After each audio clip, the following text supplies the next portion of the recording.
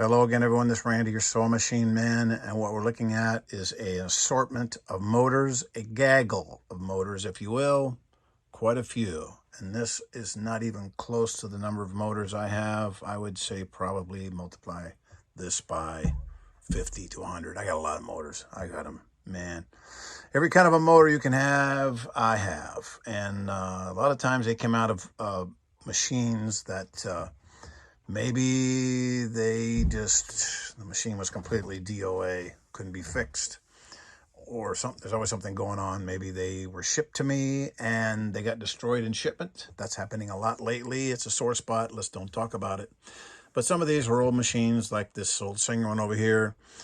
Great motor. Motor never goes bad. It's in like a Singer 237 that has a broken gear in the top, and the customer tried to fix it, cobbled it up, couldn't be fixed. So, good motor, made by Singer in Brazil in the 70s, and this motor has been around forever. It's a 1-amp motor, very powerful. Good motor, comes with a light. I can slap this on an old black 66 class, or, so many different, just motor goes on the side. You bolt it on, you put the motor bolt on the side, and put a belt on it, and it'll fire up. Probably have to paint it black or else it look kind of odd. It's got the matching light. Those are, people want those because they got an old machine, the motor goes bad. They don't care if it's kind of a pale blue, and they'll bolt that on there. One bolt, step on the gas, got the foot control and everything built in, away it goes. So I saved those for folks. They actually buy those. Here's one that came off of a Surger. The Surger was gone. Well, this is a 1-amp. This is a 0.85 amp. The reason we get into all this is because I had a YouTuber, one of my subscribers, ask about the importance of motors, and then they get caught up in what's the horsepower and the fractional 1/15th and the amps, and it gets confusing.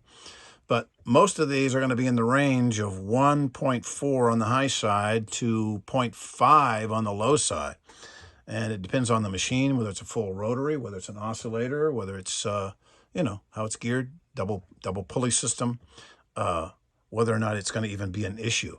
Here's a 0.85 on a Surger, and a Surger is for running on, a couple layers of light fabric. This was made in Japan. It's got replaceable motor brushes, a real good motor. And it was on an Elnalock Surger. YDK made it. And the Surger doesn't have, you don't run things through that are thick. It's like 2 layers, shirts, jammies, blouses, and pillowcases to finish a seam. So it doesn't have to be a powerful motor. This one at 0.85 is a very powerful motor for what it's made for. It's an Elnalock. It was probably put together by Juki, but made in Japan. Yes, and it's a YDK model made in Japan. YDK makes a lot of motors. All these are going to be YDKs. You see them in all different machines, all different configurations, YDK. And they're in Japan, they're in Thailand, or Taiwan rather. This one not here in the front is a Matsushita. It has the word sushi in it. That's what I remember, Matsushita. And it's Japanese or Taiwan, I think. I keep getting those mixed up. Thailand makes motors too. But this is a 0.64 amps, and I'm pretty sure this was in a Singer or a Brother based on the plug-in on the side, because Brother and Singer share that 3-plug plug-in like that, and it has the plastic. So when it has the plastic, that's a tipper that it's going to be a Singer or a Brother. I'm going to lean towards Singer on that, but still, powerful motor, but the machine didn't make it. The motor made it. I can plug this motor in. It'll run like a house of fire. Plug the light in. It'll go too. But the machine failed because there's something in there that gave up. Not the motor. Motors rarely fail. It happens, but it's so rare, it's almost like a non-item. That's why I have so many doggone motors. And I strip these and throw them in the recycle bin. I save the motors because people use them for all sorts of cool stuff. I had one guy who used them to, he had a foot control on it, and he would wrap his flies for his fly fishing with it. Cool deal. He was brilliant. Okay, here's our Kenmore motor. And this was a Kenmore YDK 158-178-9280. And this is a, I'm going to say that's a front load 15 class machine. It might have been a top load. I don't know. But I could be totally wrong. But YDK, again, made in Taiwan, and that is 0.6 amps. So that's better than 0.5, but that's in the range of what we're talking about. and that does not have replaceable motor brushes. Not my favorite kind of a motor. My favorite kind of motor is going to have replaceable motor brushes. Here's one that came off of an old Montgomery Ward back in the day. 0.75 amps, made in Japan. This is an awesome motor. Has very heavy windings and replaceable motor brushes. And it's got the light bracket and everything with it. Really a nice motor. Of course, back in the good old days when Singer made their own motors, Singer USA, fractional horsepower motor. I think this is a 0.7 amp. Goes in the touch and sew, goes in the 503s, 401s, very close motors. A 500 is going to have that little deal on top for your bobbin winder, but you'll have a different part number. But these are very powerful motors, and they have very heavy windings. You can look inside here, and you can see the windings are real. Let's see if I can get it there. You can see the windings are real thick, real heavy copper windings in there. So they ran powerful, and they ran cool. And they don't fail except when people goof up and oil them and get them all crazy. But you can put new motor brushes in, and they're usually ready to go. And let's see, here's a Kenmore 158 16800. That's a 1 amp motor, replaceable motor brushes. And of course, this has the machine that's a front load 15 class, and it has the 16800. No, that's a top load. I think it's got the dual pulley system on it, which means the motor doesn't have to be a 1 amp and it'd really get the job done. But at 1 amp with the dual pulley, that'll really get the work out. Of course, the Kenmores are famous for that. So that's a real good motor. And those are all the real good motors. Now we get down to the motors that I'm not too sure about, on machines that I'm not too sure about. Here's a Husqvarna Viking Emerald YDK, good motor, 0.5 amps. This was a front load. The Emerald's not a bad little machine. I'm not crazy about Viking Husqvarna. As a matter of fact, I avoid them like the plague. But the Emerald, the ones with the 15 class front load snap-in bobbins with this type of a motor, it's a good motor, 5 amp. That's all you're going to need for this crazy machine. But if you can get an Emerald Viking YDK that hasn't been trashed, that's not a bad little machine. It's better than the drop-in. The one with the drop-in bobbins, they're made to the lightest specs. They're very, very light, like the Viking 415. That's a tiny little motor. You see how it compares to, say, a big old Singer motor.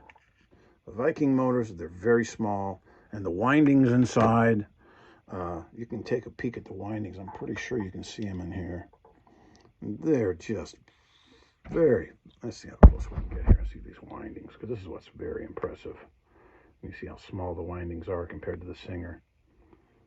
And they're not as powerful, and they tend to run hot. This one didn't fail. I can plug it in, it'll still go. But you can get these online for about 40-50 bucks, these little Viking motors. And of course, the Vikings, I think it was made in Thailand. Because these pulse motors go on the same machine, the 415 Viking.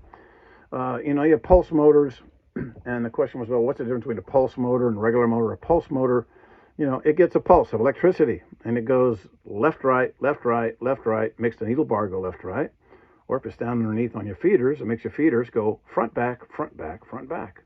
A motor drives that. It's not driven by a cam like it is on a real sewing machine. A lot of machines have this. If you have an electronic machine and you turn it on, it goes brrr, bump, bump, bump, bump, bump, and everything kind of shifts, and the needle bar shifts over, and the feeders kind of jump. That's what you have. You have pulse motors, and this says made in Thailand, and it's got a lot number and all that on it. And I see these they're almost interchangeable. A lot of them you'll see on, not this very one, but similar to it, on Bernina's, Jannomi's, Pfaff, Viking, Baby Lock, the ones that have the, you turn them on and they go, that's the noise they make. They got these for the needle bar, and these for the daggone feed dogs.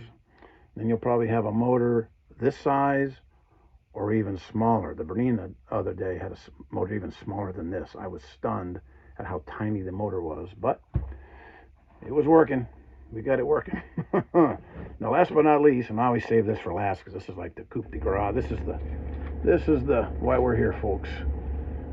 they talk about, this is off the Singer Heavy Duty. And the Singer Heavy Duty, they don't say what the rating is, but they say, at least that I could find on the advertisement, but they said it has a powerful motor. That, in fact, is true. On the outside of the machine here, the CG590 that they say is the industrial grade heavy duty on their advertisement from the Singer company, it says it's a 1.6 amp. 1.6 amp. That's powerful. You see all these are like 1s, 0.5s, 0.7s, 0.85s. That is powerful. But then when you go to the motor, this came out of a machine with a broken plastic drive pulley, a Singer Heavy Duty. It actually says on here, it says 1.4 amps, and I put it up here because you need jeweler's loop to see it.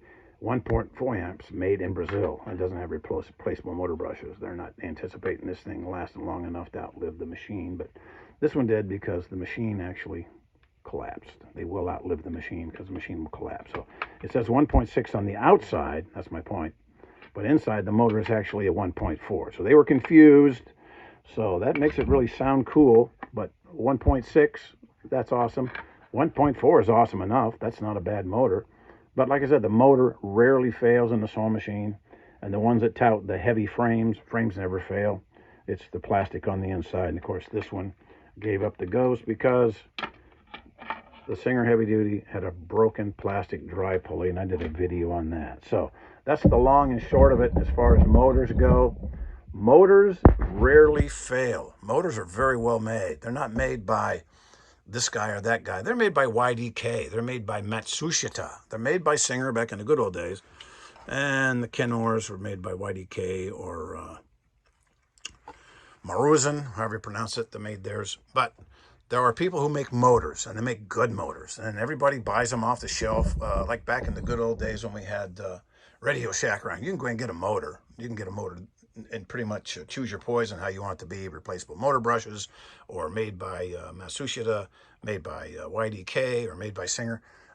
A lot of different people made a lot of motors, and you can pick out the ones you want. Now, when you get a machine today, the motor that's in it is the motor you get.